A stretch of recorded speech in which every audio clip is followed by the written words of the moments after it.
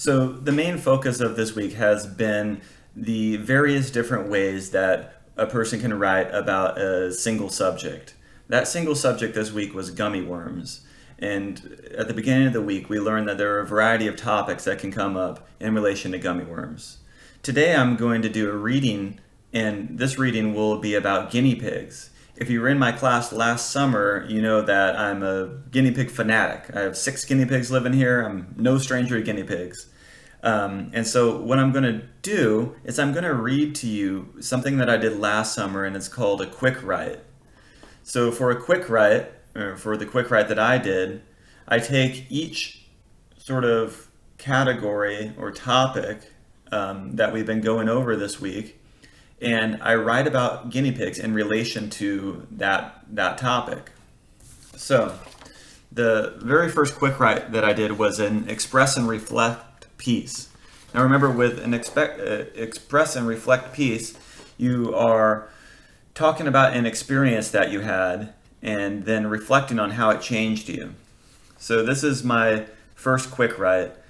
These quick writes were timed. That's why you call them quick writes. You do them in a short amount of time. And they took 5 minutes to do. So here's my very first one. And this is an express and reflect purpose. So up until the time that I got my first guinea pig, I had absolutely no interest in these animals. The only encounters that I ever had were when I would see guinea pigs in their cages at the pet store. Whenever I'd come close, they would run away. So how did I end up with 6 guinea pigs? Well, my girlfriend insisted upon having one, and she can be a little upset when told no. So we bought them. I say them because we didn't come home with only 1 guinea pig, we came home with 2.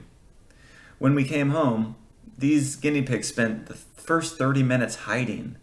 But as they got comfortable, I saw how fun they were.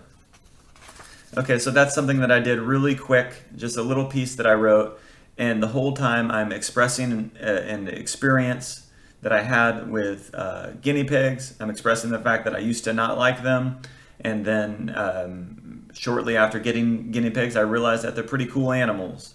All right, so that's an express and reflect on the subject of guinea pigs. Now I'm going to read to you the next piece that I did within a 5-minute increment, and that's the inform and explain piece. Now remember, when you're informing and explaining, you're telling your reader something that they may not know, and you're explaining the details of this thing. So it goes like this. After you buy a guinea pig, you must look for a cage to keep them in. In pet stores, there's no shortage of cages which are made for guinea pigs, but they aren't actually suitable for guinea pigs at all. First off, guinea pigs are active animals that need a lot of room to run. In addition to their active nature, guinea pigs are social creatures that do best with cage mates. Of course, more guinea pigs need more room. Guinea pigs also go to the bathroom a lot and therefore need more space to accommodate their bodily functions.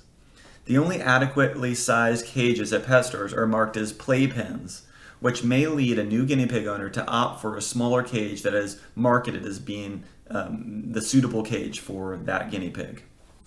Okay, so that was my quick write, my inform and explain quick write. I did most of these quick writes in under 5 minutes. I just reached a point where I felt like I was done, and I was getting close enough to the 5-minute marker to where I spent that rest of that time just sort of going back and editing, making sure everything looked good. You're going to be doing these quick writes today on the topic that you picked yesterday, or the subject that you picked yesterday. And so you can sort of do it in the style that I've been doing these quick writes. The other piece is evaluate and judge. Now remember, when you evaluate and judge, you're comparing different things, and you're coming to a judgment of which one of those things is the most suitable or the best. Okay? And it goes like this. Here's my 5-minute quick write on that. There are many different breeds of guinea pig, but what breed is the easiest to own? The biggest difference between different breeds of guinea pig is hair length. Some pigs have long hair, some have short hair, and some have no hair at all. You may instantly think that hairless guinea pigs are the easiest to own because they don't need to be groomed. While it's true that hairless guinea pigs do not require the daily grooming that long-haired pigs do, There are several other factors that one should consider before buying one. First off, hairless guinea pigs eat more than guinea pigs that have hair. Since they have no hair to keep them warm, hairless guinea pigs develop a faster metabolism. The process of metabolism breaks down food to produce heat. Without fur, hairless guinea pigs must eat almost constantly to stay warm. Okay? That's my evaluate and judge. I didn't really have time to come to a judgment as to what is the best guinea pig to own, but I've determined that through my writing, I've determined that it would probably be a little bit more difficult financially to own a hairless guinea pig, just due to the amount of food that they eat. These guys are eating like all the time. And so the food, you have to get pellets and you have to get hay for them. And it can cost a lot of money because we need to buy food for them nearly every week. And that's about how long it lasts. Towards the end of the week, we need to buy more. And it's about $50 every time. Okay. And then I did an inquire and explore piece. So this is the purpose. The purpose of this piece is to inquire and explore. Now remember, inquire means to ask a question. Explore, well, you know what that means. So in this piece, you pose a question and you explore the answers to that question. Here we go. Although guinea pigs are social animals, sometimes they fight. To stop fighting, some websites will tell you to make sure that the cage is clean, to make sure that your guinea pigs are not sick or injured, and to make sure that the cage is large enough. They also recommend to separate the guinea pigs for a short period of time and then bring them back together. But what should you do when preventative measures to stop fighting won't work? It's not always good to separate them permanently, as some of the most antisocial guinea pigs can become depressed when alone. One potential solution may be to buy or adopt a more dominant guinea pig that your grumpy guinea pig will submit to. But it's hard to determine whether or not your grumpy guinea pig will submit. The fighting may just get worse. Okay? So in this piece, I pose a question, an inquiry, and I explore what to do. My question was, what should be done with guinea pigs that don't get along? And so I sort of, through writing, tried to determine that. With the inquire and explore pieces, you don't necessarily have to come to an answer. You're sort of exploring the answer through your writing. All right, now I'm going to read the analyze and interpret. So with the analyze and interpret, you analyze and interpret a phenomenon that is difficult to understand or to explain. So here we go. So guinea pigs can be enigmatic little creatures. Mostly they just eat, drink, and sleep. So how do you know if your guinea pig is happy? Well, one way to determine this is to observe what your pigs do when given their favorite thing, food. Upon hearing their food pellets hit their empty bowl, guinea pigs will typically jump up and down in a manner similar to a bucking horse at a rodeo.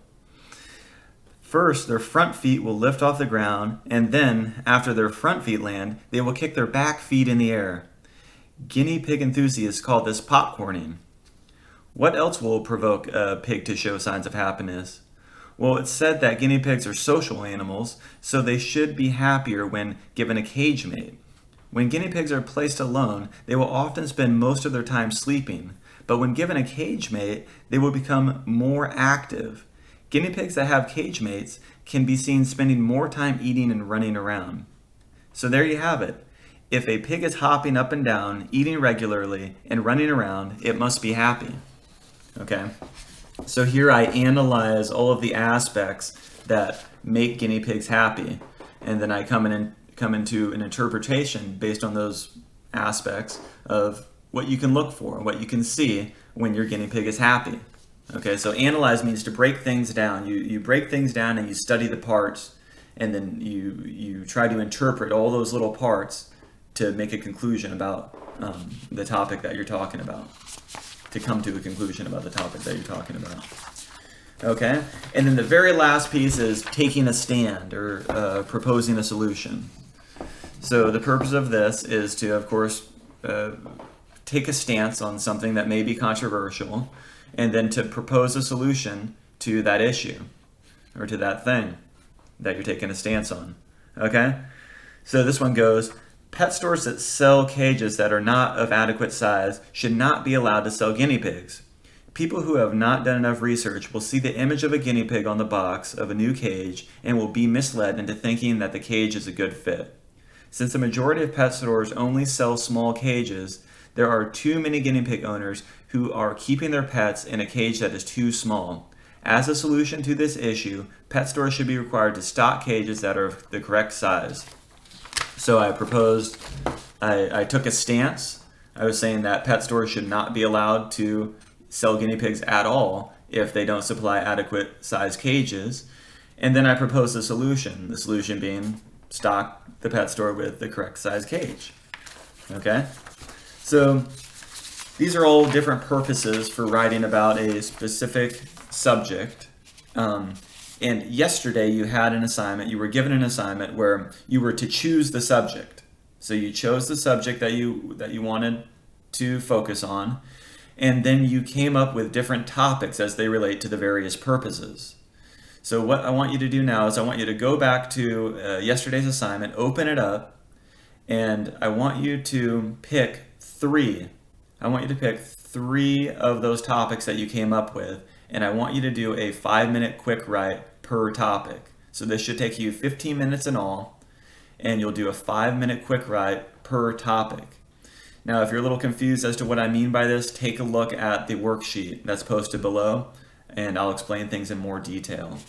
Remember, message me on Google Hangouts if you have any questions.